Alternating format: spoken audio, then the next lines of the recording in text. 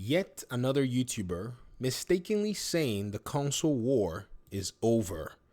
No, it's not, said this audience member. They said once Xbox or PlayStation stop making and selling consoles, then it's over. Xbox have already confirmed a next gen Xbox is on the way, and there will probably be a PS6. Well, help me out here. All I'm doing is I'm pointing a reality that has been communicated by those who have been fighting said console war, and I'm trying to wrap my mind around how this so-called console war is not yet very dead in a sense. Let me go ahead and see if I can actually make sense of this. So you're telling me that the console war is still raging on, right? And because they've confirmed hardware. But it seems like you're making this particular notion based on something that so-called console warriors may not readily agree about with you. And that's simply because the console war thing was relegated on specific talking points, or at least specific things that the people within the different console ecosystems pointed as what made their own console or hardware a better proposition and made it maybe attractive to other people. The very first thing was exclusive games. Because as we're looking right now, if I go back and I think about when I myself bought my PlayStation 4 console, it was the first console that I spent money on. I bought it because of the exclusive games I could have access to at the time that were packaged with that console, but I still wanted to just play the games that I wanted to play, which were FIFA and perhaps other games. I wanted to play the Uncharted game that they bundled within it. But these games now, in today's day and age, no longer exist. You can't find an exclusive game anywhere if you tried. I mean, sure, Astro Ball is exclusive. Gran Turismo is exclusive to the PlayStation console. But there is also something which is called intense competition in the saturated market, which now provides alternatives for people to game. Let me show you something that the console war did not see coming. The console war did not see the number of games that would be launched and poured into the gaming conversation over the years. You see, this so-called console war thing may have been going on all the 2008, 9, 10, 11, 12, 13 with the PS1, 2, 3, Xbox 360, OG Xbox or whatever. But as they crossed into the new PlayStation 4 generation, something remarkable started happening, and that was the exponential increase in availability of games on the market. And yes, I have a particular chart that shows you what's going on with Steam, but even more, that was also acting as an agency to make people start seeing the third-party side of things, even on a console, thereby has basically put us in a position where right now, if you look at some of the games that are played the most on console, you'll notice that it's the exact same third-party titles that have basically come in to suck up time, attention, monies, and even player engagement from the so-called exclusive games that used to be a talking point of the console war.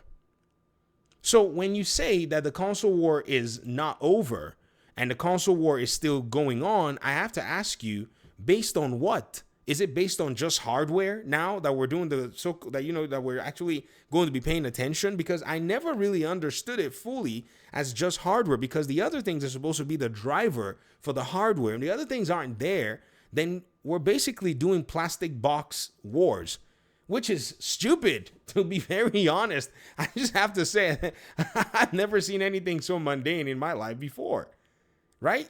So this is definitely something that needs to be taken into account whenever people say this stuff. They said the next generation Xbox is rumored to be a PC/console hybrid. So again, the console war will still be raging as long as there is a PS6. Well, hold on.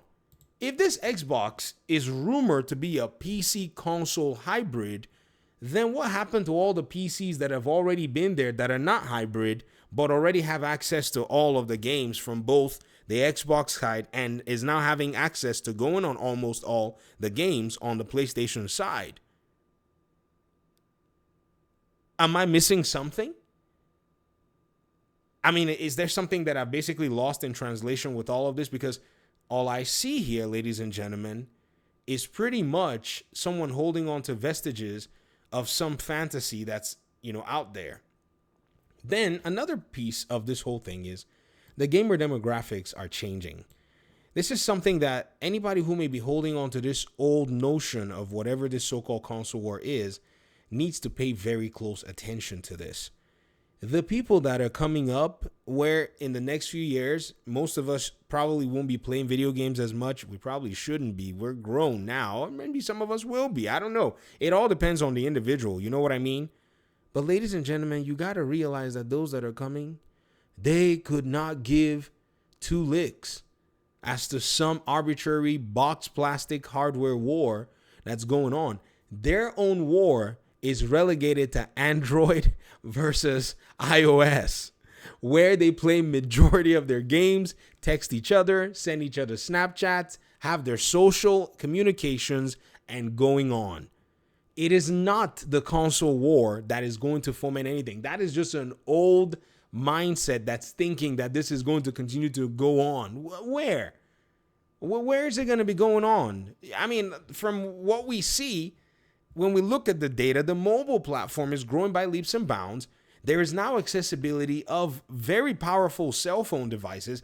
See, if you work in any educational institution in the United States post-COVID, a lot of schools went virtual learning with their capabilities, and students were given Chromebook devices, these, cheap devices made by Google.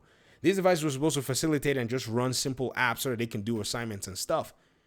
Majority of these kids have phones that carry way better processing power, way better speeds than these devices. Does that make sense? We gave them computers, but we gave them literally outdated hardware.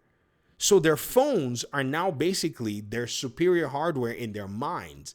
It's like those devices basically trained them to know what a terrible device is.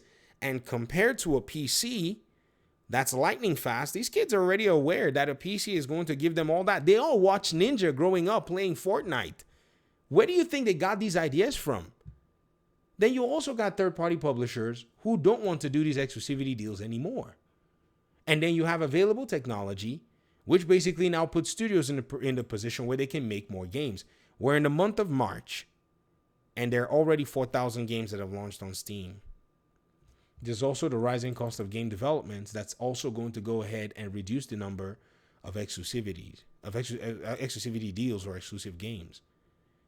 You said, really wish content creators would stop saying this because it's simply not true. I really wish that you would probably dial into exactly what's going on in the gaming industry, because thinking that some console war is still going on in today's market is just, with all due respect, short-sighted. What is the war going to do? All these companies are here to make money. The war was so-called something that, according to Peter Moore, when he did that interview, when he answered that question to Destin and Destin to Paris, he said that they encourage a console war because it helped them to basically be able to push their platforms. But now, so-called such console war is not selling anything. So all the businesses are acting accordingly. The only reason a console war was there in the first place was to make these companies money. Now that it's no longer doing that and serving that purpose, it's been shelved. You may still keep going out there and be running around saying, hey, there's another console going on, but these companies are not interested in that. All they're interested in is finding ways to increase their bottom line, of which now the PC platform has now been made stronger on the back of this so-called, in quote, war. This is not a mistake. This is something where there's data evidence, there's market trends, there are economic forces that are available and, quite real in front of us, where developers are losing their jobs day and night, families basically being displaced in the game development scene. And we're going to go here and be talking about some mistake that we're making about some console war that is a first world problem. I don't think that's the case. I must say, maybe a reevaluation of what this whole conversation is in order needs to be. Talk to me in the comment section. I appreciate you guys' time and audience. Hopefully we'll talk pretty soon in another one. Peace out.